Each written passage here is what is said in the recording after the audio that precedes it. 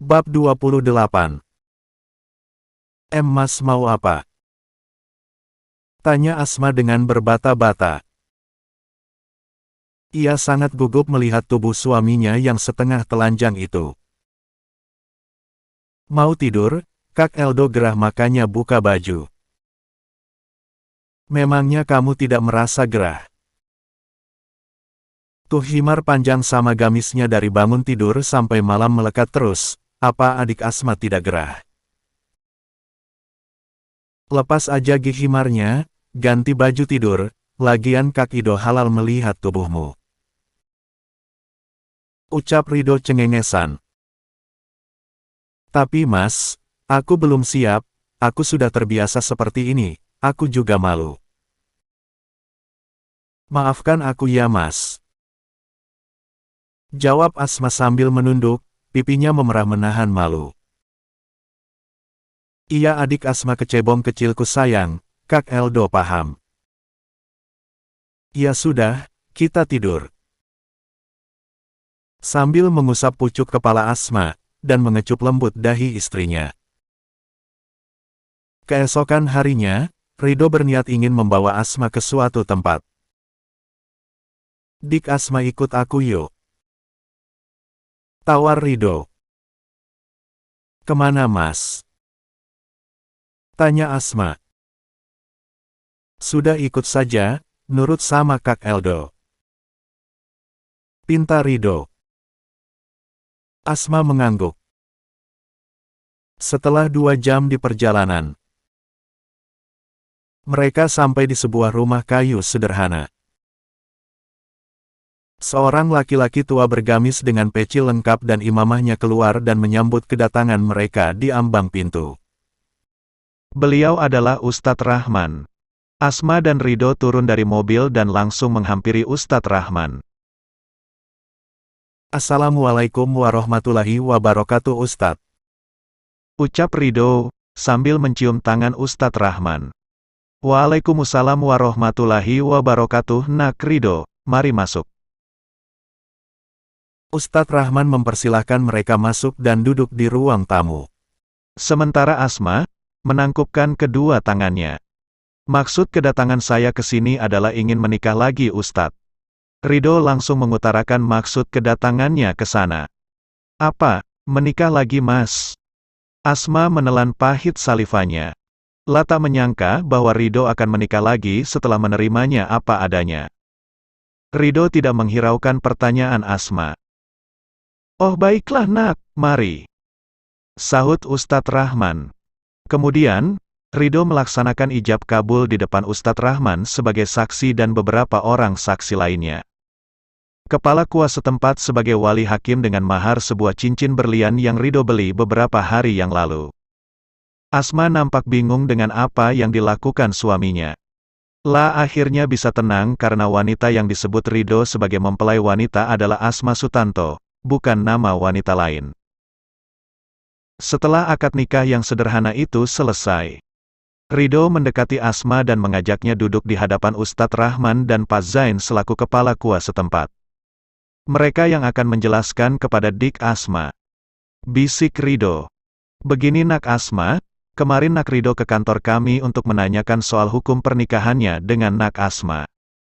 Dan banyak menceritakan tentang perjalanan cinta kalian berdua, dari mulai bersahabat sewaktu kecil, lalu dipisahkan oleh jarak, hingga dipersatukan kembali dengan jalan yang tak disangka melalui pernikahan, dan kalian tidak seperti suami istri pada umumnya. Pernikahan kalian secara negara sudah sah, tapi menurut agama belum tentu, karena masalah yang sudah kalian lewati. Terutama dengan sikap Nak Rido yang kurang baik dalam memperlakukan Nak Asma.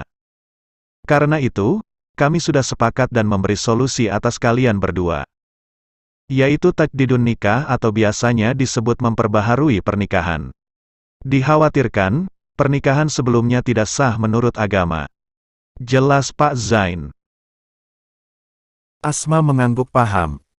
Menoleh kepada suaminya. Rido tersenyum. Insya Allah, saya akan menjadi suami sekaligus imam yang baik untuk istri saya. Dan saya tidak akan mengulangi kesalahan yang sama Pak. Ucap Rido, Yakin. Sambil memegang erat tangan istrinya. Amin. Jawab mereka serempak. Setelah semuanya selesai, Asma dan Ridho berpamitan untuk pulang ke rumah mereka. Dik Asma, sekarang kamu sudah menjadi istri Kak Ido. Jadi, di hadapan Kak Ido tolong cadarnya dilepas ya. Ujar Ridho sambil menarik lembut ikatan cadar di belakang kepala Asma. Dan tampaklah wajah cantik dengan senyuman lembut lagi menenangkan di hadapannya. Ridho memandang lekat wajah istrinya dan mengecup dahinya. Mas, terima kasih sudah menerimaku karena Allah, semoga pernikahan kita kekal hingga berlanjut di janahnya. Ucap Asma sambil memeluk suaminya. Aku sangat mencintaimu Dik Asma, maafkan aku yang telah sering menyakitimu.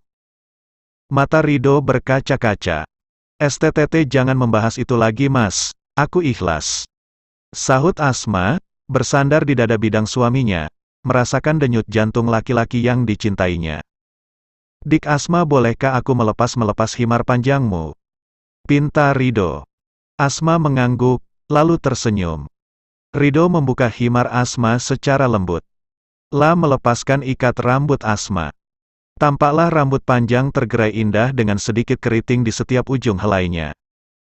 Ridho pun membaringkan Asma secara perlahan di atas peraduan mereka. Dik Asma, bolehkah Kak Eldo meminta nafkah batin darimu malam ini? Bisik Ridho di telinga Asma. Asma mengangguk. Ridho pun menggendong Asma dan membaringkannya di tempat peraduan hingga akhirnya mereka menyatu. Sore itu, Mama Rani dan Papa Rudi datang berkunjung ke rumah Ridho dan Asma. Mama Rani ada sesuatu yang aneh dari diri menantunya. Wajah Asma pucat pasi dan ia terlihat lemah. Namun tetap ia paksakan untuk menjamu mertuanya, perutnya terasa mual. Tiba-tiba, Asma setengah berlari menuju toilet di kamar bawah dan memuntahkan semua isi perutnya.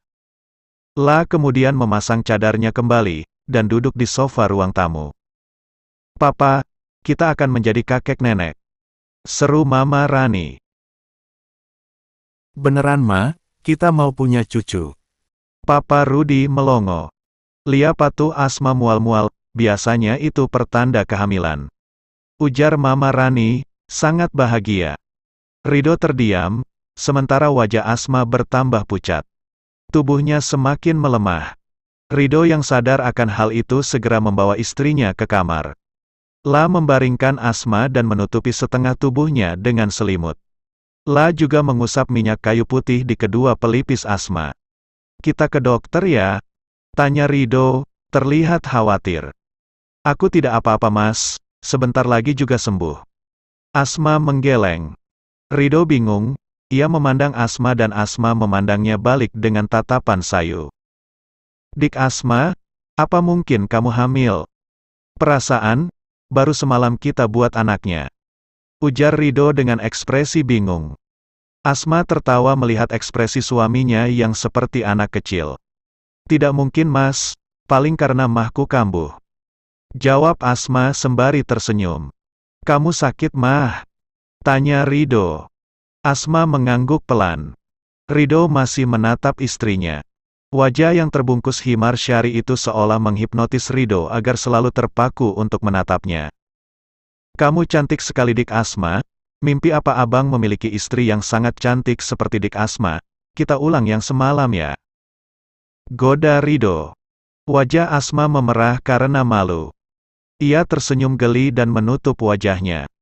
Aku pernah mendengar, bahwa Rasulullah memiliki istri yang dipanggil Humairoh, dengan arti pipi yang kemerah-merahan. Dan kau adalah Humairohku wahai Dik Asma sayang. Ya Allah, nikmat mana lagi yang dapat aku dustakan? Ridho memuji istrinya.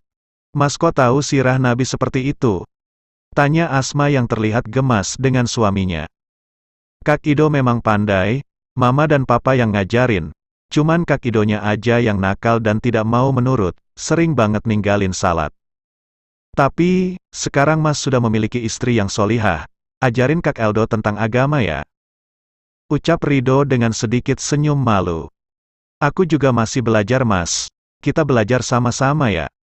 Asma mengangguk. Tapi, sebelum belajar agama Dik Asma belajar sama Kak Eldo dulu yuk. Ajak Ridho. Asma mengernyitkan keningnya tanda tak mengerti. Belajar apa, Mas? Tanya Asma polos. Belajar membuat anak dengan cepat dan benar ala Kak Eldo. Jawab Eldo sambil tertawa terbahak-bahak. Asma terkekeh geli.